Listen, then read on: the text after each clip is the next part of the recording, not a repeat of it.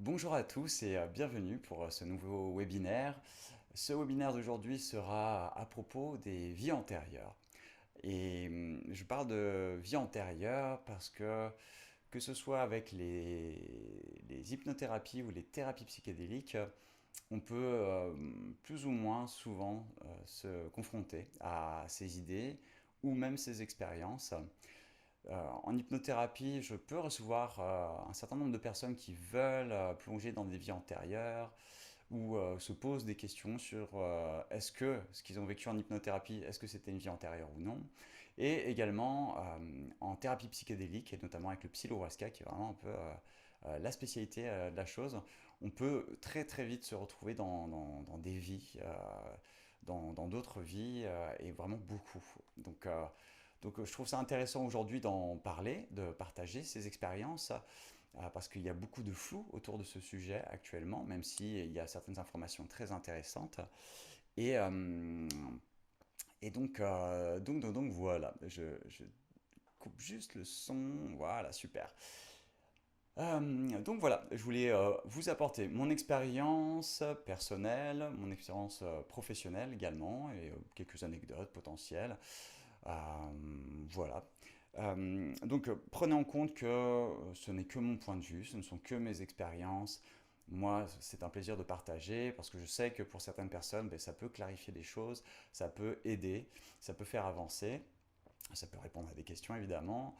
Voilà, et encore une fois, prenez en compte que ce n'est qu'un point de vue qui est là pour faire réfléchir et qui est aussi là pour vous encourager peut-être à vous cultiver un peu plus de votre côté, pour agrandir un peu plus votre conscience de ce sujet-là.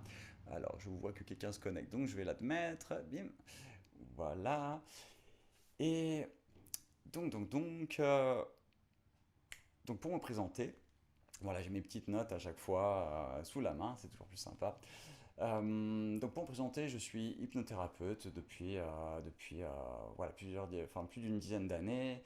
Je fais également des accompagnements en thérapie psychédélique, notamment avec le psilohuasca. Donc c'est une combinaison de champignons et de graines qui génère une médecine similaire à l'ayahuasca, mais qui peut permettre d'aller à certains niveaux différents et pour certains plus profonds que l'ayahuasca. Donc je pratique dans différents pays, Portugal, Hollande, République tchèque et d'autres encore. Donc voilà pour qui je suis. Et donc on va attaquer dans le vif du sujet, notamment un peu plus précisément pourquoi je vais parler des vies antérieures. Eh bien parce que beaucoup de gens soit pensent trouver des solutions dans les vies antérieures, et ça, je le vois énormément en hypnothérapie, des gens qui veulent absolument aller dans leur vie antérieure parce qu'ils considèrent que c'est dans ces vies-là qu'ils ont eu, on va dire, la cause de leurs problèmes de leur vie actuelle. Et d'autres personnes, en fait, qui, au contraire, sont là pour vivre vivre certaines reconnexions avec leur inconscient, que ce soit avec les thérapies psychédéliques ou l'hypnothérapie, et vont se retrouver dans d'autres situations, dans d'autres vies. Ou en tout cas, voilà, dans quelque chose de similaire à une autre vie. Hum, et je pense qu'il est important de clarifier, premièrement, que la solution n'est pas obligatoirement dans les vies antérieures. Beaucoup de gens considèrent que c'est un peu l'Eldorado de la résolution de tout problème, c'est de remonter à ses vies passées pour résoudre ces problèmes. Et puis, il y a aussi des croyances personnellement assez limitées sur les vies antérieures, euh, alors que c'est beaucoup plus complexe que ça. C'est beaucoup plus complexe que voilà, j'ai eu une vie ou deux vies euh, antérieures et puis basta, ou je suis une jeune âme ou une vieille âme et donc j'ai plus d'expérience, moins d'expérience, ce genre de choses. J'accepte une autre personne, excusez-moi. Et, euh, et donc, c'est important de clarifier de mes expériences, des expériences des personnes que j'ai pu accompagner à travers l'hypnothérapie, les thérapies psychédéliques, expériences de vie me concernant. que pourraient être, on va dire, des vies antérieures. Et, euh, et à côté de ça, il y a des gens qui peuvent être traumatisés par ce qu'ils vont vivre, parce que c'est des gens qui se veulent être rationnels, qui se veulent être cartésiens, et qui voilà, essaient de rentrer dans un moule de concepts d'une réalité hyper basique, et vont se retrouver dans des situations qui peuvent être traumatiques, où ils vont se retrouver à vivre d'autres choses, à être quelqu'un d'autre, et vont être en état de choc en fait par rapport à ça potentiellement, et vont être perturbés, et vont culpabiliser même, ou croire qu'ils sont peut-être fous, ou ce genre de choses. Et ça peut aller loin. Enfin, ça peut être, ça peut avoir des répercussions assez graves. Donc voilà pourquoi je vais parler de ce sujet aujourd'hui. Euh, donc je vais commencer un peu peut-être par l'histoire, en fait, l'histoire des vies antérieures. Il est intéressant de voir que déjà ce concept de vie antérieure existe depuis un moment. Et bon, je ne suis pas un expert de l'histoire des vies antérieures, mais voilà, c'est vrai que de ce que j'ai pu lire, ce que j'ai pu vivre, ou dans les rencontres que j'ai pu faire, on peut le voir à travers le bouddhisme, mais il y a d'autres spiritualités, d'autres religions aussi, où on considère qu'il y a des réincarnations. Donc il est peut-être bien de préciser ce que c'est qu'une vie antérieure pour des personnes qui ne savent pas du tout. Vie antérieure, c'est de considérer qu'il y a eu une vie avant celle-là que l'on est en train de vivre maintenant, et qui, ben voilà, donc on a vécu une vie ou plusieurs vies, on est mort et on est dans cette nouvelle vie, et on peut se rappeler de ce qu'on a vécu. On est une seule et même âme qui voyage d'une vie à l'autre. Donc, euh, donc voilà, c'est le concept qu'on peut retrouver à travers le bouddhisme, mais à travers d'autres religions, d'autres spiritualités. J'ai même vu, on va dire, une branche chez les musulmans au sud du Kurdistan, au sud de la Turquie, où ils croyaient aussi aux réincarnations. Et il y a beaucoup d'autres approches de vie parallèle ou vie antérieure. Et pourquoi je commence à parler de vie parallèle? Parce que c'est bien plus vaste. Enfin, ce concept de vie antérieure ne s'arrête pas qu'à des vies antérieures de mes expériences. Donc, je vais développer là-dessus. En tout cas, ben voilà, pour l'histoire de notre société, de notre civilisation, il y a clairement eu des pratiques depuis la nuit des temps où il s'agit de se préparer à bien mourir, par exemple, pour vivre une nouvelle vie. Et ça peut être des vies que l'on considère comme des morts, mais qui sont en fait des vies dans d'autres dimensions, dans d'autres royaumes, plus éthériques, plus spirituels peut-être.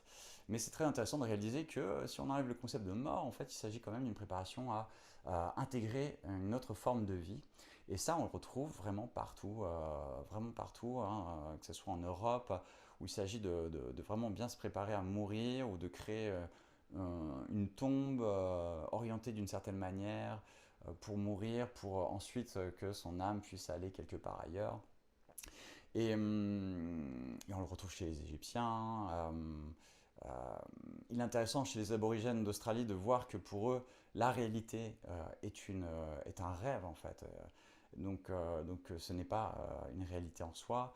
Et donc voilà, et en fait, si on creuse, on va vraiment voir que c'est quelque chose de récurrent à travers les continents. Et, euh, donc voilà un peu pour voilà, le background qu'on peut avoir dans nos civilisations. Il est intéressant aussi par rapport aux vies, enfin au concept de vie antérieure dans notre ère moderne, que même si c'est beaucoup plus dénigré hein, dans notre société western, occidentale, euh, il y a quand même des témoignages, il y a des partages. Par exemple, moi, ce qui m'a beaucoup marqué, en fait, par exemple, ça a été un des fondateurs de l'hypnothérapie classique moderne qui a développé, après avoir développé sa méthodologie d'hypnothérapie classique moderne, euh, ben, en fait, a développé aussi une méthodologie par rapport aux vies antérieures. Et en fait, il a complètement assimilé le concept, la possibilité qu'il y ait des vies antérieures. Par rapport à une anecdote simple, c'est que au cours de ces séances, il s'est rendu compte qu'il avait deux patients hein, qui ne se connaissaient pas, une femme et un homme, qui ne se connaissaient pas. Et il se trouvait que ces deux personnes, lorsqu'elles étaient en hypnose, décrivaient une autre vie que la leur actuelle, et parlait d'une autre personne, d'un compagnon ou de la compagne qu'ils avaient à cette villa, dans cette villa. Et il s'est trouvé que donc ce thérapeute, cet hypnothérapeute, a réalisé qu'ils parlaient mutuellement de l'un et de l'autre dans cette même période dans laquelle ils plongeaient sans même se concerter. Et il s'est fait plaisir en les faisant se rencontrer. Et en fait, il y a eu voilà, une très belle reconnexion, des retrouvailles incroyables qui l'ont permis de peut-être accepter ce concept ou au moins de ne pas le rejeter. Et en dehors de ça, maintenant, grâce à l'ère numérique, on peut aller sur YouTube, principalement sur des vidéos anglophones, où on va voir des témoignages qui sont assez bluffants et clairement on peut voir des récits qui mettent au challenge toute théorie d'un quelconque délire psychologique ou émotionnel ou d'un inconscient collectif ou autre. Euh, donc voilà, je ne vais pas rentrer dans les anecdotes qu'il peuvent y avoir, mais voilà, je vous laisse explorer. Franchement, il y a de quoi découvrir beaucoup de belles choses et très inspirantes. Hum, euh, alors moi, je parlais tout à l'heure de vie parallèle parce que de mes expériences et en ayant accompagné d'autres personnes à travers ces processus-là, de se retrouver en fait dans un autre corps, dans d'autres perceptions, dans d'autres émotions, dans un autre scénario. Ça peut être perturbant et moi personnellement ça me l'a fait en hypnothérapie, j'ai pu le vivre en hypnothérapie, mais surtout beaucoup en psilohuasca et d'autres personnes que j'accompagne le vivent mais vraiment de manière récurrente et c'est très marquant. Euh, donc, euh, donc, par rapport à moi, mes expériences, ce qui fait que quelque part, j'ai dû accepter de croire aux vies antérieures. Ça n'a pas été l'hypnothérapie ni mes expériences avec les psychédéliques. Ça a été une expérience concrète, vraie. Il s'avère que je, enfin, je pense que j'ai commencé à faire des rêves étranges au début de l'adolescence, vers 12 ans d'un lieu, d'une ville, en fait, en pierre noire. C'était des immeubles en pierre noire, mais quelque chose d'ancien en même temps, beaucoup plus ancien que notre ère moderne, et très pluvieux, très humide, très mouillé, mais avec voilà, ces bâtiments, ces immeubles de plusieurs étages en pierre noire, et avec vraiment un sentiment de maison dans cette ville. Et donc j'ai fait plusieurs fois ces rêves au cours de cette période. Et il se trouve aussi que euh, quand j'étais tout petit, j'adorais la jupe de ma mère. Donc c'est pas que j'aimais être travesti, mais en fait c'était une jupe rouge qui était plissée. Et en fait, quand je la mettais, j'avais l'impression d'un sentiment de virilité exacerbé. Et je devais avoir 5 6 ans, mais j'adorais cette jupe plissée rouge. Mais je me sentais retrouver un pouvoir, une force et une masculinité énorme. C'était assez ambigu hein, pour porter ça. Et en parallèle de ça, je me rappelle, et ça le fait encore, la première fois que j'ai écouté une cornemuse, j'ai pleuré. Et c'était avec un vieux vinyle qui s'appelait Piccolo et Saxo, pour certains qui sont de ma génération. Et à un moment, on découvre les cornemuses, et moi, ça m'a fait pleurer automatiquement. Et depuis, chaque fois que j'entends une cornemuse, je pleure. Même là, le fait d'en parler, je me sens touché. Et donc voilà, il y a tous ces éléments-là. Et un dernier élément qui a été lors d'un retour d'une retraite, ma première retraite Vipassana, qui est une retraite de méditation en silence pendant 10 jours. Eh bien, le lendemain, le surlendemain de cette retraite, quand je suis rentré chez moi, je dormais, je faisais un rêve, et en plein milieu du rêve, j'entends quelqu'un qui frappe à une porte. Euh, alors qu'il n'y avait pas de porte dans le rêve, hein. Mais dans ce rêve, tout d'un coup, au moment où j'entends quelqu'un frapper à cette porte, je vois cette porte apparaître en plein milieu de la scène de mon rêve. Et là, je vois cette porte s'ouvrir et je vois une femme habillée en blanc et blonde, cheveux longs, habillée en blanc. Et derrière elle, vraiment avec un paysage très sombre, je vois une montagne de roches noires avec des escaliers qui montent en serpentin, avec des gens qui montent jusqu'à un château qui était au sommet de cette montagne noire. Et, et elle me dit que je dois me rendre dans ce lieu. Et ce lieu, elle me le dit. Mais je ne sais pas pourquoi, je ne l'ai pas noté. Je m'en suis rappelé probablement pendant un mois ou deux. Et ensuite, je l'ai oublié. Et ensuite, à partir du moment où je me suis dit, quand même, c'est étrange ce rêve. Comment s'appelait ce lieu? Il faudrait peut-être que j'y aille. Et bien, j'avais oublié le lieu. La seule chose dont je me rappelle, c'est que c'était le nom d'un lieu qui était en anglais. Et quelque part, ça sonnait familier ou cohérent que lier le mot castle, puisqu'il y avait un château, et peut-être rock, mountain, quelque chose comme ça. Donc j'ai passé quelques semaines à essayer de chercher sur Internet un lieu qui porterait ce nom et qui ressemblerait à ce lieu que j'ai pu voir. Je n'ai jamais trouvé, donc j'ai tourné la page, j'ai oublié cette histoire, jusqu'au jour où en fait je suis parti au Royaume-Uni et, et en fait, je suis allé déjà à Manchester parce que voilà, il y a des trucs que j'aime bien là-bas. Et ensuite, je me suis dit, bah, tiens, je vais faire un petit détour en allant à Édimbourg. Et donc, en me rendant à Édimbourg, en prenant le train, j'arrive là-bas et à peine je descends de la gare que déjà je sens une énergie forte, énorme qui me submerge, extrêmement puissante. Et là, à ce moment-là, en sortant de la gare, je vois un bonhomme en kilt en train de jouer de la cornemuse. Et j'avais complètement zappé qu'on était en Écosse. Et j'avais pas du tout associé Édimbourg à ça, en fait. Et quand j'ai vu cet homme en kilt, j'ai commencé à pleurer, en fait, parce que tout d'un coup, je commençais à reconnaître les sons, les couleurs, les vêtements et l'atmosphère d'un lieu. Et en voyant cet homme jouer de la cornemuse en kilt, je tourne la tête et je vois cette montagne noire avec ce château en haut. Et là, je reconnais en fait le lieu que cette dame blanche m'avait montré. Et encore sceptique, je me suis dit non, c'est étrange quand même que ça se ressemble. Et je me suis empressé de me poser à une terrasse et de faire un peu de recherche d'histoire. Et ce qui a été très drôle, c'est que dans Wikipédia, on va voir la définition d'Édimbourg, en fait, où il est dit que voilà, c'est Édimbourg, de son deuxième nom, Castle Rock, en fait. Et là, ça a été voilà, une reconnexion énorme.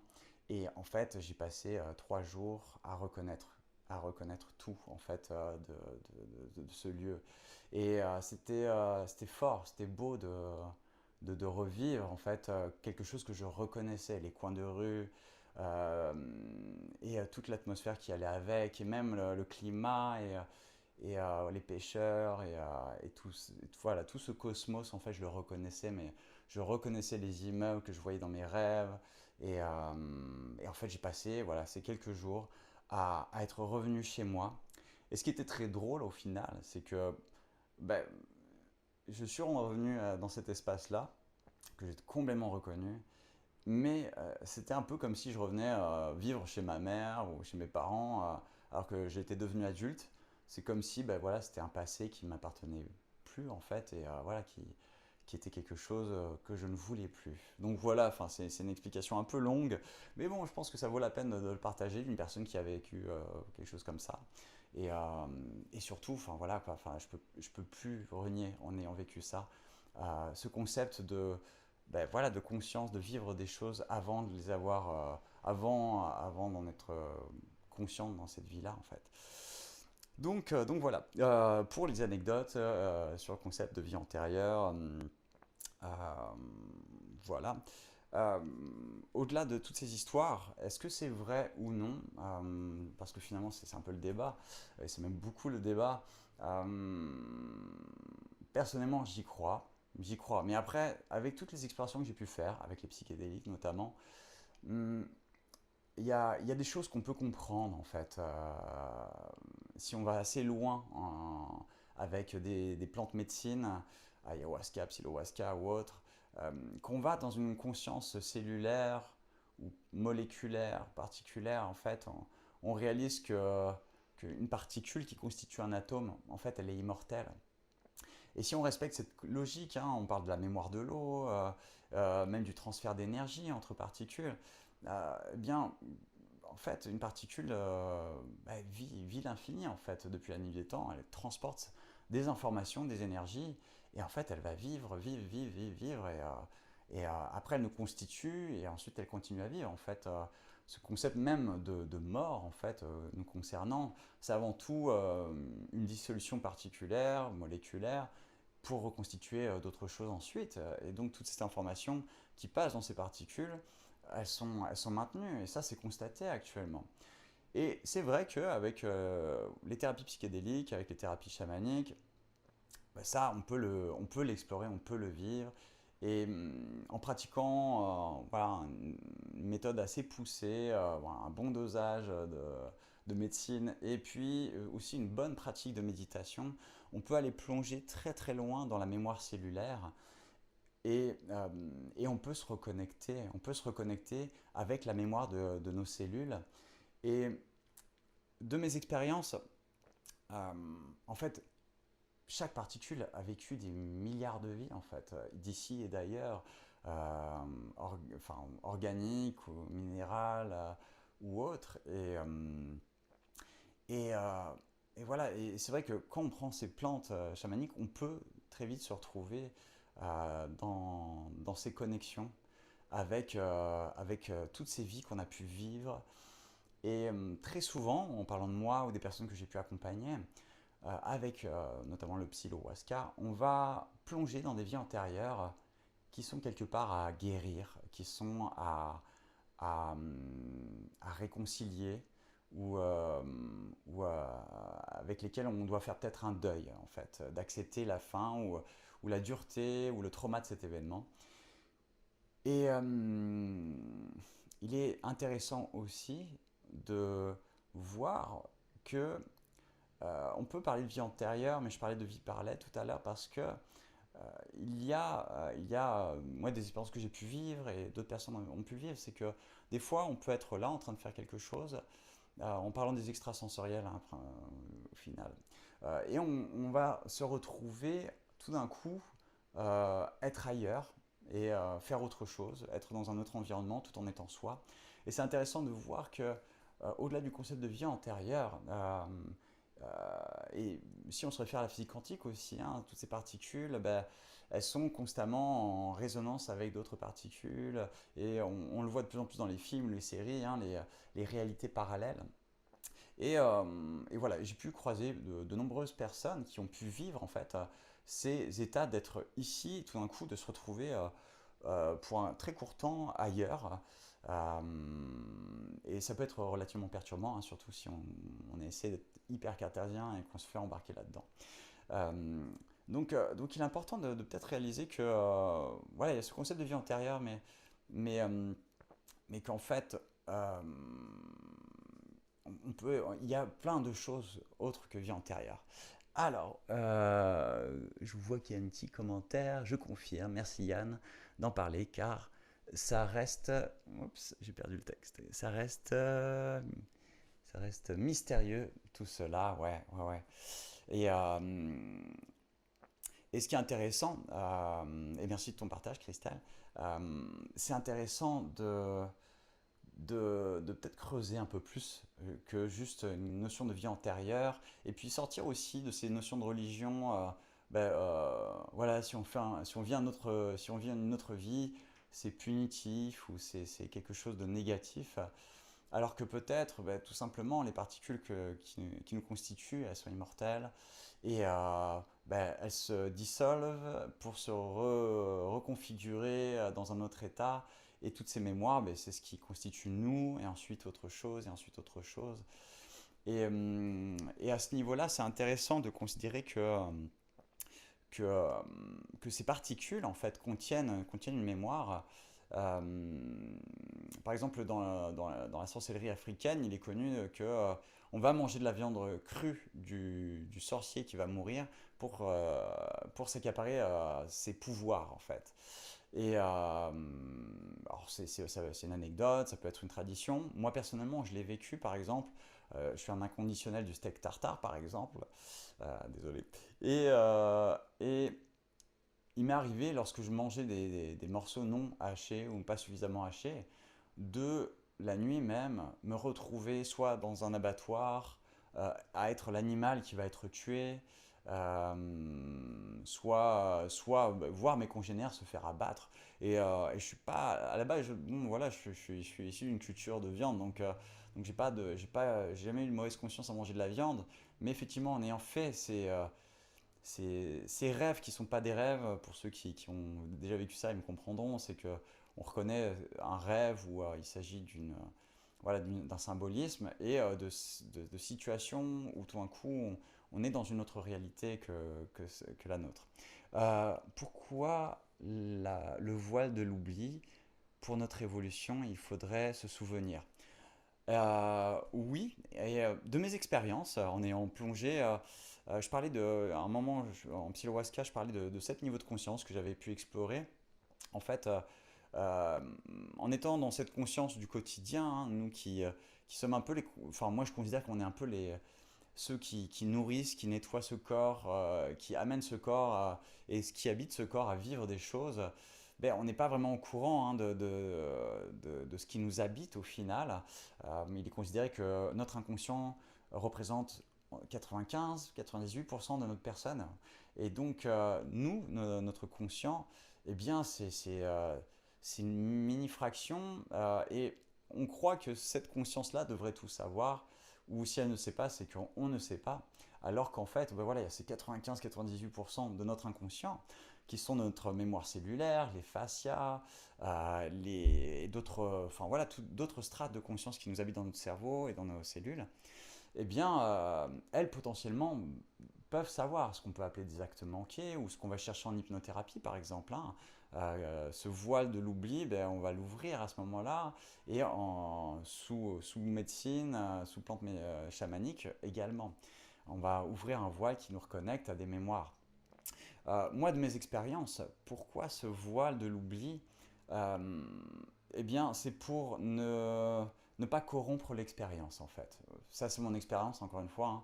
Mais pour avoir abordé ce sujet-là, pour l'avoir vécu avec les plantes chamaniques, pour avoir dialogué avec ces autres strates de conscience qui m'habitaient et au-delà, c'est que nous, en tant que viveurs des choses, euh, on doit vivre purement les choses et ne pas être ne pas être corrompu ou ne pas être trop interféré ou interféré, sauf s'il le faut, par toutes ces mémoires en fait. Elles vont avant tout rester dans l'inconscient et dans le cellulaire euh, et nous amener à vivre des choses, mais on va être plus, on va dire, le personnage du film. Et je dirais que tout ça, ça a un sens, effectivement. C'est comme un enfant, finalement, est-ce que c'est une bonne chose de lui expliquer toute la vie jusqu'à la mort dès la naissance ou de lui laisser découvrir sous une autre forme ce que c'est que la vie? Et pour moi, c'est similaire à pourquoi toute cette conscience de vie antérieure, mais de vie parallèle, de vie interdimensionnelle, ben, elle ne transpire pas ou très peu dans le conscient. C'est que le plaisir de vivre quelque chose de nouveau nous amène peut-être à nous enrichir plus profondément avant de s'en rappeler dans un final qu'on peut appeler la mort. Euh, donc voilà ce que moi j'ai pu expérimenter, ce que j'ai pu comprendre. Je regarde. Euh, donc voilà, pour notre évolution, il faudrait se souvenir. Euh, mais si on remarque, hein, on voit que dans notre vie, et moi je le vois beaucoup avec l'hypnothérapie, c'est qu'on subit beaucoup de notre vie. Et étrangement, il y a toutes ces synchronicités qui nous amènent, ces actes manqués qui nous amènent. Eh bien, c'est ça, c'est cette conscience-là qui est plus profonde, qui nous guide par rapport à toutes ces expériences et qui va nous amener à réparer, rencontrer, à solutionner des choses. Donc voilà, ça c'est ma petite expérience. Donc ce que l'on prend parfois pour une vie antérieure pourrait être une mémoire cellulaire à laquelle on a accès. Oui, en fait, on pourrait considérer que, ouais, c'est ça, en fait. C'est et d'une cellulaire, hein, c'est purement enfin qu'on va au-delà de la particule, c'est de l'énergie. Et, non seulement on peut se câbler à travers les particules qui peuvent servir de porte à des mémoires, ou également un autre concept intéressant, c'est que si on enlève la notion de passé, de présent, de futur, eh bien on va se connecter sur sur la ligne du temps à un autre moment que l'on peut vivre, si ça se trouve, en même temps. Il est intéressant aussi de réaliser à quel point on peut dialoguer parfois avec son passé qui est en train d'être vécu et peut-être même d'interférer avec son passé positivement, peut-être négativement. Et c'est ce qu'on peut appeler peut-être des synchronicités. Enfin, moi, je le vois par exemple quand, avec le psilohuasca, pour certaines personnes, une semaine avant, il va y avoir des synchronicités énormes qui vont se manifester alors que ces personnes n'ont rien pris. Et ça peut être intéressant de voir à quel point l'expérience que ces personnes vont vivre en amont eh bien, va déjà influencer une semaine avant leur vie, mais ça peut aussi s'expliquer avec cette projection qu'on peut avoir dans le futur, dans notre futur, mais aussi on peut aller dans d'autres vies futures aussi. C'est que cette notion de temps, en fait, hein, du passé, du futur, si c'était qu'un seul temps, voilà, un trait avec un seul temps, mais voilà, avec ce qu'on appelle le passé, c'est celui qui est à gauche, le futur, c'est celui qui est à droite, et ainsi de suite.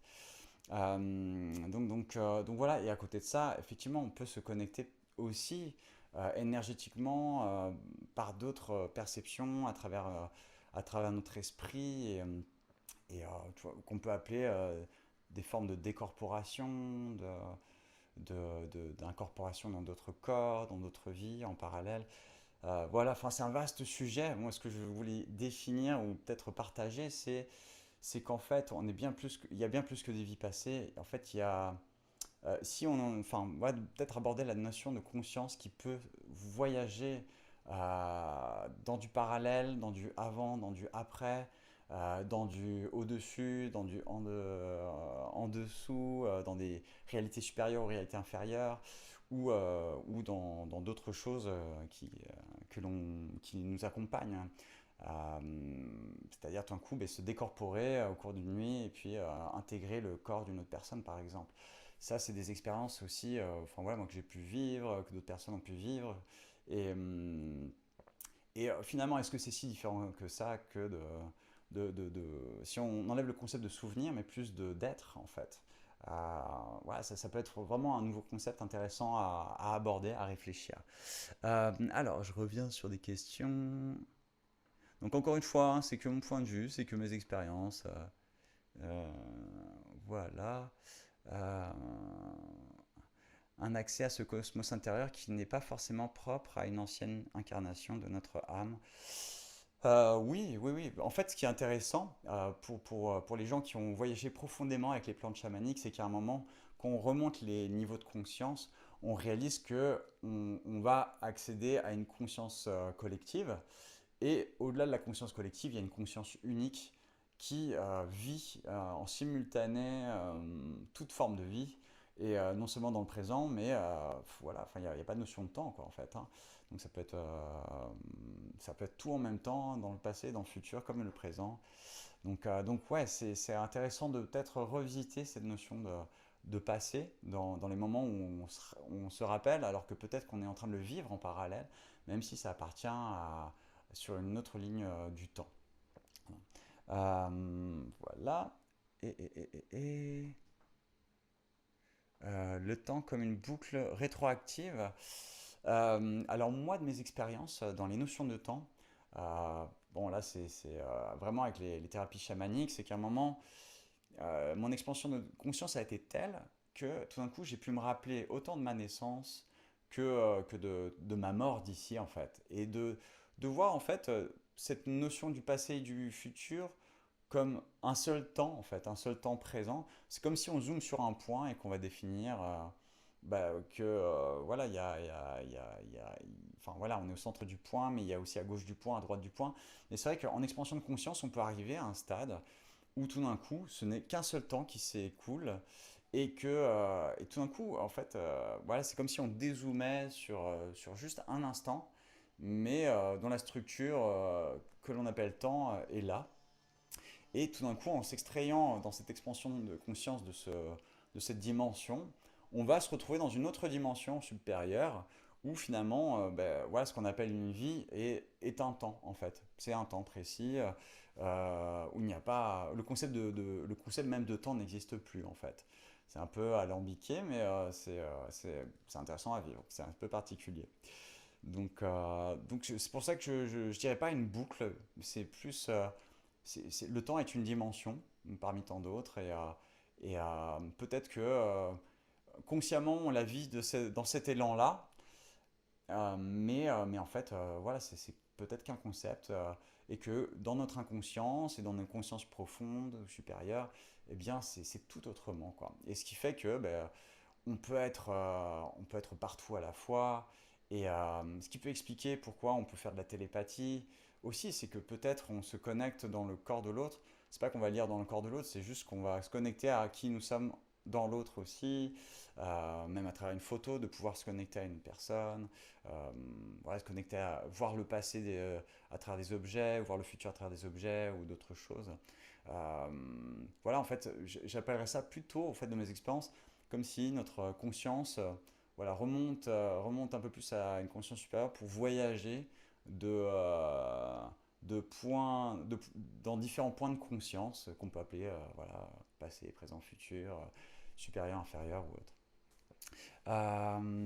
Nos actions interfèrent en simultané avec nos vies parallèles, future vie, ancienne vie, donc il faut être conscient de nos actes. Oui, personnellement, c'est un peu ce que j'en déduis. Ce qui est intéressant, en Psylowaska, on voit que, en tout cas, certaines personnes assez sensibles vont se mettre à très vite voyager dans d'autres vies qui ne sont pas les leurs, qui ne sont pas des vies antérieures, mais c'est plutôt des vies parallèles, peut-être même des vies futures.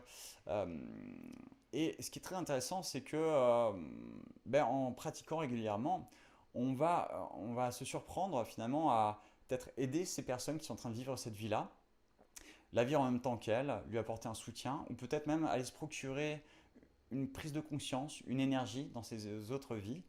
Et c'est comme s'il y avait un équilibrage en fait. C'est comme si, voilà, enfin, dans ces consciences profondes, il y avait une connexion, il y avait un réseau pour partager des savoirs, partager de l'énergie, avoir du soutien ou soutenir. Et quelque part, être un peu inconsciemment ou dans une conscience supérieure, même devenir les guides, les anges gardiens de certaines autres personnes et inversement. Et effectivement, c'est intéressant, et c'est pour ça que j'aime le travail avec les plantes chamaniques, entre autres, mais avec l'inconscient, c'est que on va travailler la conscience des choses, va beaucoup plus approfondir les liens que l'on génère inconsciemment, et grâce à ça, peut-être de équilibrer, d'harmoniser un peu plus tout ce cosmos de conscience dans lequel nous sommes. Alors j'espère que c'est clair ce que je viens de dire, c'est déjà pas mal perché, mais, euh, mais je relis à nouveau la question. Ouais, être conscient de ses actes, je dirais que être conscient, en plus de notre inconscience qui est conscient des choses, permet d'approfondir le lien et de transmettre encore plus profondément notre énergie à soi-même, à travers soi et au-delà, si, ouais, voilà, si vous me comprenez. En fait, vivre en conscience intensifie l'expérience.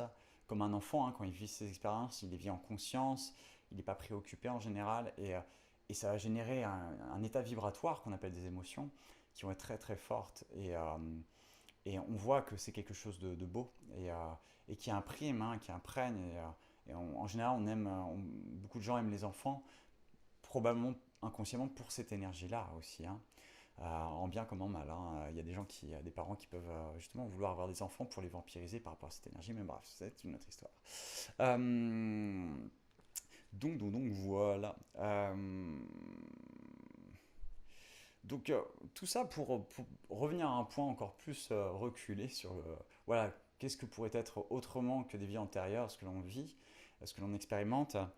Eh bien, c'est de revenir simplement à la base de qui sommes-nous en fait. Qu'est-ce qu'on est pour, ben voilà, pour être là et en même temps, pour ceux qui sont dans des pratiques ou dans des facultés, ben, de se retrouver ailleurs. Euh, eh bien, c'est vrai que moi, personnellement, de mes expériences, et encore une fois, que mon point de vue, rien de plus, c'est qu'en fait, si on était juste que le symptôme, en fait, hein, en termes de personnalité qui nous sommes, si nous étions juste que le symptôme de tout ce qui nous traverse en termes d'expérience collective, et que finalement, on va être juste la manifestation de toutes ces énergies qui nous traversent et qui font qu'on croit qu'on est nous, mais simplement, mais peut-être qu'on est juste l'expression de ce qui se produit de manière collective et on va prendre une place qui nous est posée en fait. Voilà, c'est ce qu'on peut voir dans l'inconscient collectif. Je ne sais pas si vous connaissez cette anecdote, je vais la raconter rapidement, mais il y a une réserve naturelle au Japon avec plusieurs îles sur lesquelles vivent des macaques et qui sont nourris avec des pommes de terre que les gardes de la réserve jettent sur la plage. Et ils se sont aperçus à une certaine époque que un singe lavait sa pomme de terre dans la mer. Et lorsqu'il revenait, un deuxième, un troisième singe, et au bout de quatre cinq singes qui lavaient leurs pommes de terre dans la mer, tout le groupe de cette île s'est mis à laver les pommes de terre avant de les manger dans la mer. Et en même temps, à ce moment-là, tous les autres singes des autres îles se sont mis à laver les pommes de terre dans la mer également. Voilà, c'est une anecdote qui est intéressante pour réaliser que voilà, si on voyait autre chose que nous sommes qu'une vie et ensuite une autre, si nous étions avant tout une sorte de conscience collective ben, qui, à différents niveaux, ben, va expérimenter en même temps différentes choses, va porter différents titres, différents masques, euh, différents rôles pour ça. Euh, il est donc envisageable de développer des canaux afin d'être appelé ou d'appeler d'autres entités. Euh, oui, il est envisageable de faire ça simplement en étant conscient. En étant conscient, comme disait Flo dans son message, être conscient de ses actes. Être conscient de ses actes, c'est les observer en fait. Et de s'observer les faire, c'est encore mieux, plutôt que de s'observer, voilà, de se freiner, non, juste de se laisser porter par son instinct et de voir ce que propose le corps ou la conscience qui habite notre corps. Et je le vois hein, avec des gens assez sensibles, notamment, je l'ai vu la dernière fois en hypnothérapie, mais également en thérapie chamanique. Si les gens sont en suffisante observation de leur corps et de l'intelligence de leur corps, ils vont se mettre à faire des rituels, des pratiques de connexion, de transmission et d'incarnation ou de désincarnation, même pas négativement, mais gentiment de possession ou de cohabitation avec d'autres entités qui cohabitent tout d'un coup avec soi. Ça peut arriver. Hein. Enfin, voilà, c'est mes expériences. Hein. Euh, voilà, il suffit simplement d'être conscient et de s'autoriser à laisser ce qui nous habite dans notre corps avant tout, pas dans la tête mais dans le corps, exprimer. Et là, on va arriver effectivement à des actes de connexion, ce qu'on va appeler peut-être des trans également, où on va connecter avec des entités, ben voilà, ce qu'on appelle les trans chamaniques ou les danses chamaniques, où on va connecter avec des animaux, d'autres êtres. Hein. Eh bien, c'est ces facultés-là, en fait. Dans une société hyper intellectualisée, on pense que c'est par la boîte du haut que tout se passe. Moi, de mes expériences, plus on va laisser le corps exprimer son intelligence, plus il va savoir nous connecter là où il le faut. Mais ce sera jamais par tourisme, c'est-à-dire juste par curiosité, mais pour une cause pure et fondée. Et c'est pour ça qu'il faut aussi accepter que notre inconscient ou notre corps ne va pas nous emmener là où on voudrait, ou ne va pas nous montrer ce qu'on voudrait également. Donc voilà pour ma réponse pour Thierry. Euh, donc, pour revenir à pourquoi je parle des vies antérieures, qui finalement pourraient être beaucoup plus que ça, C'est parce que beaucoup de gens pensent que ça peut être une thérapie, mais parce qu'il y a des gens qui vont se dire, ben mon Dieu, j'ai eu une vie ou ma vie antérieure, comme si on n'avait qu'une seule, ben, j'ai fait un acte négatif et donc il faudrait que j'aille là pour régler mon problème d'aujourd'hui.